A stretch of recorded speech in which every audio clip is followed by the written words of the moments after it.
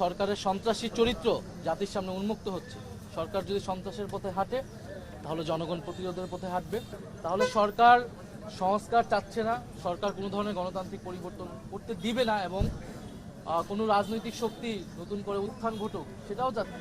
আপনি ভালো করে খোঁজ নিলে দেখবেন প্রতিবাদ ছিল, দেশের গণতন্ত্রের পক্ষে, গণভোটের গণরায়ের পক্ষে 11 দল ঐক্যবদ্ধ থাকবে এবং সন্ত্রাস মোকাবেলায় শুধু 11 দল নয়, আমরা বাংলাদেশের আপামর ছাত্র জনতা সহ সকল গণতান্ত্রিক রাজনৈতিক সামাজিক শক্তিকে ঐক্যবদ্ধ হওয়ার আহ্বান জানাচ্ছি। কারণ গতকাল হবিগঞ্জ থেকে আজকে গোলাপগঞ্জ আমরা যা দেখছি যে সন্ত্রাসীদের অভয়ারণ্যে দেশকে আবারও নিয়ে যাওয়া হচ্ছে এবং সরকারের সন্ত্রাসী চরিত্র জাতির সামনে উন্মুক্ত হচ্ছে।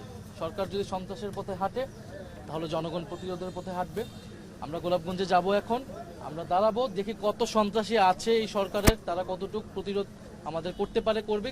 কিন্তু আমরা গণভোটের গণরায়, সংস্কার বিচারের পক্ষে, জনগণের অধিকারের পক্ষে আমাদের কর্মসূচি অব্যাহত থাকবে।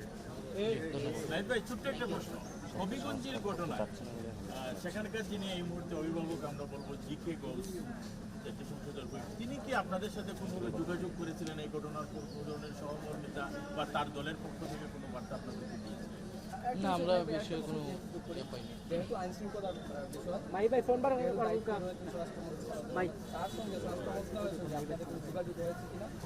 আমরা আমাদের নিরাপত্তার প্রতিটি ক্ষেত্রে আমরা স্থানীয় প্রশাসন, আমরা আইজিপি সবাইকে অবহিত করেই সব জায়গায় যাচ্ছি। গতকালকে যখন হবিগঞ্জে এই ধরনের ঘটনা ঘটছিল তখন আমরা জানিয়েছি।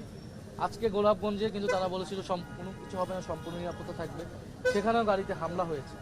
তাহলে সরকার সংস্কার চাচ্ছে না, সরকার কোনো ধরনের গণতান্ত্রিক পরিবর্তন করতে দিবে না এবং কোনো রাজনৈতিক শক্তি নতুন করে উত্থান ঘটুক সেটাও চাচ্ছে না। একইভাবে পুরনো কায়দা বিরোধী দলকে আক্রমণ করা হচ্ছে, হামলা করা হচ্ছে। খালেদা জিয়ার গাড়ি বহরে যেভাবে সন্ত্রাসীরা হামলা করেছিল, একই কায়দায় কিন্তু তারা এখন আমাদের গাড়ি বহরে হামলা করছে। তো এর জবাব ইনশাল্লাহ বাংলাদেশের জনগণ দিবে। ধন্যবাদ।